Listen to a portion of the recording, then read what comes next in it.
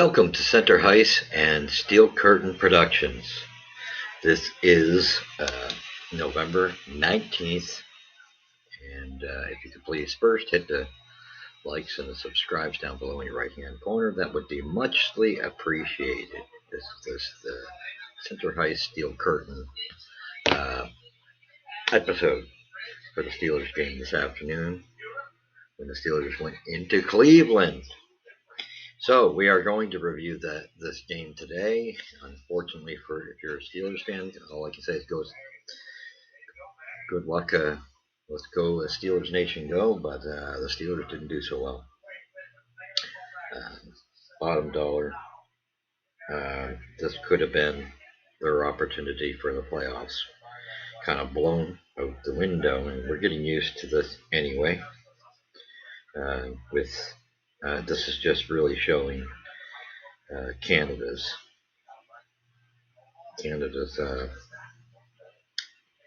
fingerprint on the club offensively, and it's pretty darn sad, to tell you the truth. There's enough talent on this team. However, first I'll go through your stats with you of this game. Then I'm going to go give you what I think of what transpired on the field today. So it was the final score, came right down to the wire. We knew it was going to be a slugfest. Usually is. The defenses showed up. However, I would say Cleveland's just a bit more.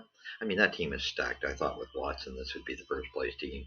Imagine it, so they're a really good team. And I do think and I've said it all year, I was predicting them to be first. However, they're second.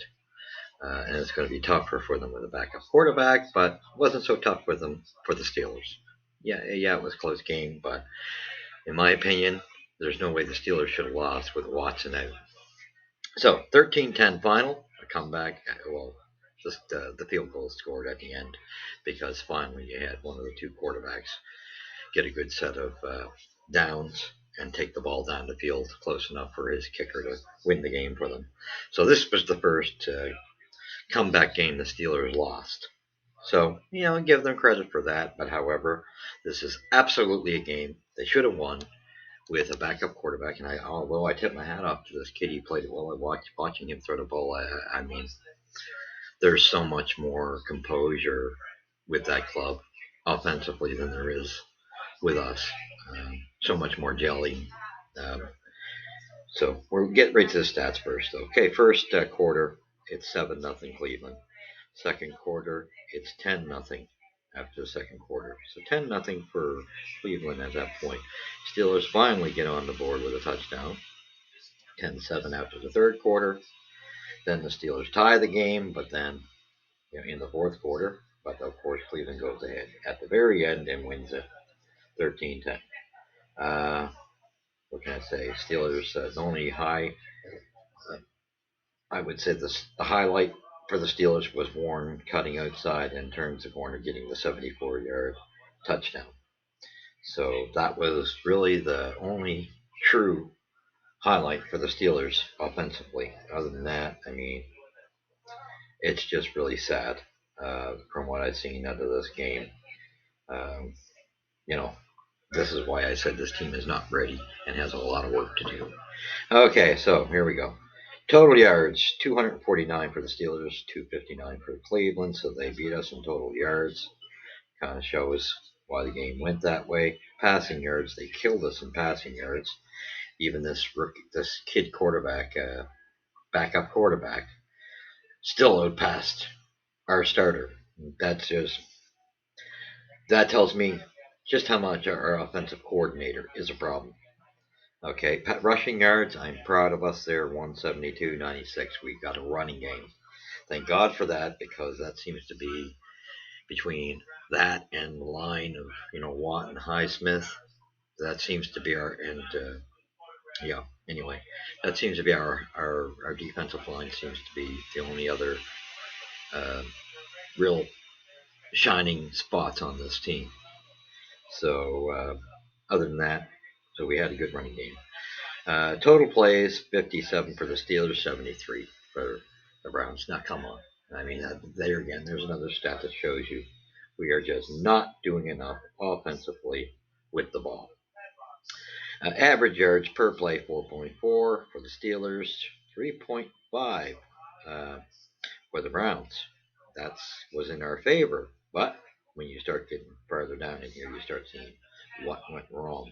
Okay, first downs. This is where, again, it's been a problem all year long with this offense. This offense is our key problem. Um, and it's Matt Canada. There's no ands and buts in my mind. I just would like to know a little more who made these final decisions towards the end of the game. Anyway, 12 first downs to 20. Yeah, you get 20 first downs compared to 12. That's like half. Man, you're going to lose a game. You can't beat the Browns with 12 first downs. That's just not going to happen. And here's what I've been mentioning every week. We see it every week. Third down efficiency. It's just a joke. 21 for the Steelers, 24. And I mean, this is closer than what it has been in a lot of cases, 24, but they're still behind in it. And that's crucial. Third down efficiency is crucial.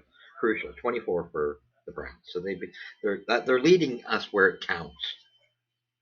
Okay, so next thing is penalties. Steelers were just undisciplined. You can see the 6-1. Browns really kept their team in check. Penalty yards, 46 for the Steelers. They cost themselves a lot of yards. 10 for the Browns, like I say. Turnovers, only a one turnover, and that should make a difference in a ball game too, and shows the Steelers couldn't capitalize for most part. One turnover, and it was the Browns. Tackles, yes, we do. We always do well because of that defensive line. You can't say anymore with T.J. Watt and Highsmith and Halvey and Hayward Bay. Those guys, they did their part, and they're probably our saving grace. Okay, so then we go to QB sacks. This is an area. Well, we know we got a great defensive line, but to be honest, that Browns unit is so stacked through and through. I mean, they got the edge, and I've known that they got a slight edge with Miles, um, and just the other pieces, components to that defensive line. They're not a defense to be played with. They can match us toe to toe, and they can beat us with their defense. They're slightly better than us. However, we lost in that department of tack. We got more tackles, 42-35, but sacks, that just shows you Miles had more damage. Those guys, they got in on our QB three sacks to one, and that's usually a strong suit for us. And if that doesn't come through, it shows you that's our saving grace. And if we don't capitalize, we're done. Sacks, yards lost. Look at how many yards lost by the Steelers. 29. Only 2 by the Browns. What is that telling you? There's a major decisiveness. I'm amazed this game was that close, to be honest. Time of possession. And here's the other key component. I've said this weekly. You can't expect to win games when you are letting the opposition handle the ball more and set up the plays when they have more possession time to play with the offense. 31 point whatever 2 something for the Browns, only 28.33. We're always getting beat in that department. So what does that tell you? Here we're going to break this down very quickly. First quarter, 4:35. Jerome Ford, he gets a 1-yard run and the extra point for a touchdown. So that gave Cleveland 7-0. Second quarter, Dustin Hopkins, 25-yard field goal. That was 10-0. Third quarter, Jaylen Warren bust out in the gates with a nice 74-yard run. Thank God. He's been through this mess, he's been really one of the shining spots on the offense. He's been such a little blessing we didn't expect to have. And of course, Chris Boswell, for us, is money in the bank. Gets the extra point, puts us within range. I'm amazed we stayed this close. 10-7 for them going into the fourth quarter. Then we managed with Boswell being money in the bank again, giving us the chance. We had tied it at 10. Could not capitalize on our opportunities with our offense. And then, their young quarterback, he comes through and gets his last set of plays, and he brings that ball down the field Dorian Thompson Robinson, backup quarterback, beats us when it counts, clutch at the end, so Hopkins could kick the field goals, and that's how it's won. And what does this say? To me, this has the writing all over the wall. This is week 11. That was probably your playoffs right there. How you lose to a team like, with Watson being in, you're petrified because Watson's probably one of the best quarterbacks. In my opinion, he's the best quarterback. You just got to get back in sync. Don't like his personal life, and then that year loss has hurt him, but he's still, if he ever regains that, he's one of the fastest, smartest quarterbacks in the league, in my books. By far the best in our division. No and ifs and buts, hands down. And Burrows would probably be next. Um, the Ravens win on other categories. That's why they're in first. It's a whole lot. That's good. A lot of good coaching with Baltimore. But this tells you clearly. You see the fingerprint of Matt Canada. I like I said, this guy is driving me absolutely bananas. If you think you can score 10 points and you're going to beat the Browns, you got a problem. With a team that is that stacked, I don't even care if Watson's out. A team that stacked, you are not beating them with 10 points. This is an offense that is putting. You're getting the odd putt out of them. They're not going on any type of cylinders.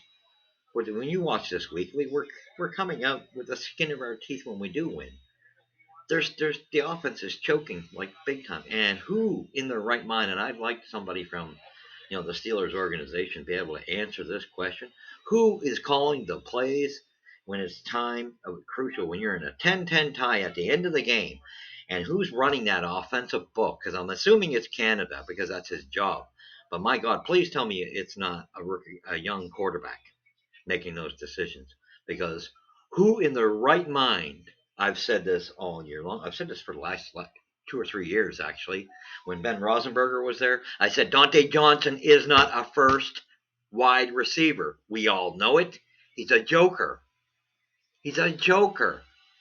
You want Butterfingers? This guy couldn't catch a garbage can if it was thrown at him. Beach ball. He couldn't catch it. It's out of his hands, and you're throwing the ball to this guy in the most critical point in the game. You deserve to lose, Tomlin. You deserve to lose. If you can't get Canada in check or get somebody else to take over that offensive book, because Matt Canada needs to hit the street and go on Pogey because he's done. He sucks, and there's no other way of putting it. I'm sorry. You can't come through.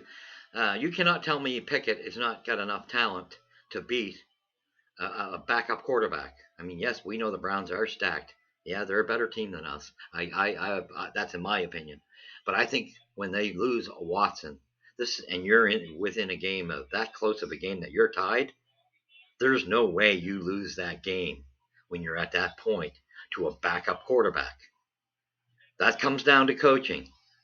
And when I seen Dante Johnson getting the ball thrown in his direction, wasn't really utilized most of the game, which was probably the proper thing because you're talking Butterfingers, man. This is a third string a wide receiver. Give me a break. Go out and get a first string wide receiver. Come on. At least, I don't care how much bad attitude Pickens have, at least a guy can catch a ball. So he's at least a number two.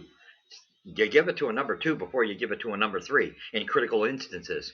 Put Harris out for, to catch a ball. He can catch a ball. You don't see him dropping the balls left, right, and center, sliding out like we're dealing with, oh my word, margarine galore.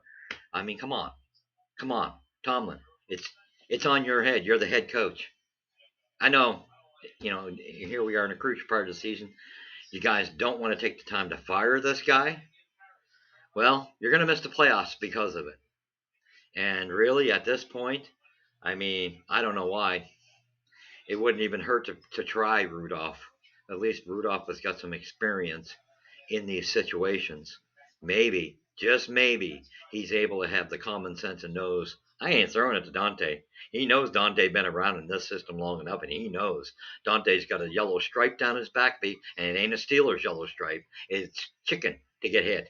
It's called I'm not man enough to take the hit. That's called coward in that regard. Sorry. Yeah, I know. And I love my Steelers, so I'm very passionate. So I'm sorry. This guy, to me, is not a Steeler. And if you're going to use him, period, put him in his correct position as a third, number 3 wide receiver. And in a critical moment, Matt Canada's got to have a brain cell. What is the man on cocaine or something? What is he drinking in his juice? What is it? What vitamin? Because I don't get it. You do not have the conception of critical football. This long being in professional sports, being in college ball, and you ain't got a clue of what you're supposed to do in critical situation, who to go with. If you can't make that judgment call, you don't belong in the NFL. And I can tell you for sure, I'm just a passionate fan, but I've played football. You don't belong in the NFL, sir. You need to go back to the college, and we need to get somebody who can actually run an offense. And beg Rosenberger or Hines Ward or Byron Leftwich to come in and take over that coordinator position. Somebody that knows what they're doing, because this guy's a clown. He's a clown. The play I seen with here's a backup quarterback and you guys blow it, you deserve to lose. Now you probably cost yourself the playoffs. You're now at 6-3, and you allow Cleveland ahead of you. You're not going to catch Baltimore by any stretch of the imagination. And now you have like Cleveland ahead. You're not going to catch them now that they're ahead of you. This kid's got something. And good on him. I congratulate that kid too. He did a good job against us. He should be proud of him. That last set of plays, took it all the way down the field to get his kicker there. He did a beautiful job. And the Steelers choked. That linebacker crew, where I said it's between them and our corners, they choked when it counted because we have weakened a bit in that area. There's no end ifs and buts about it. Our line is strong, but after our line, there's nothing. So our defense is even weakened. This is on you guys. Colin, you got some major repairs. If you think this team's not rebuilt, you need to get this poor kid, Pickett. I feel sorry for him. Where's the weapons to throw the ball to? Yeah, he finally got running backs because they're able to get some protection up front from the offensive line now a little bit, and we still got to work on that, and make it even stronger. But now we get our running game, and we got nobody to throw the ball to other than our running backs. We might as well be throwing the ball to the running backs and get them in on it, and at least use your tight ends and Pickens. But keep that ball away from Dante Johnson. You want to lose a game, throw it to Johnson in the most critical time, and that's what you did. You deserve to lose. Sorry, guys, as Steeler fans, that this was a heartbreaker to watch, but I knew it was coming. This team is not good enough, and with bad offensive coordinating, we're nowhere near close to being prepared to go for a run in the playoffs. So this was the back-breaking moment. Week 11, you had to win this game. If you wanted to sneak in and slime your way into a playoff spot, you're done. You are not getting into the playoffs. AFC has grown to be far too strong now. I mean, our own division's a nightmare because they're all good teams, but the entire AFC has gotten stronger. You're not going anywhere. So sorry to hear it go that way. We have the Bengals next. Don't get your Steeler fans, don't get your hopes up high. They got their Burrows out for the season as well, like Watson, who we just faced the Browns without Watson, and it's going to be the Bengals without Burrows. You can count on the Bengals will find a way to beat us. They did it with their backup. The Browns did it with their backup. I'm sure the Bengals will too. Count on that because we lost at the critical moment, and there's some culture here is missing, and it has to be regained. I don't know. The culture has been being destroyed for years now, and that's on Tomlin to get it back, to get this crew. He can't sit there and babyfying certain players that he wants to babyfy. He knows darn well that play going to Dante was not a good move, and I could see the look on him. Well, Bud, you're the head coach. It's on you. You allowed Canada to come up with that playbook again, didn't you? Sorry, guys. We're going to have to suffer this season without the playoffs once again. And God help us. Let's finally get that poor kid Pickett some weapons for next season, to somebody to throw the ball to. All right. Thank you for joining me here at Center Hice Steel Curtain episodes. Please hit the likes and the subscribes down below. I'd muchly appreciate it. Tell your friends and family. Trying to grow a good community. Leave a comment. Like to hear your opinion on the game. I was totally distraught. However, you might have a different opinion. Just be respectable. That's all we ask here in this community. I will not tolerate any nonsense of people playing bully game. That won't happen on this channel. All right, so thank you for joining me. We will catch you after we review next weekend's game against the Bengals and prepare to lose. God bless.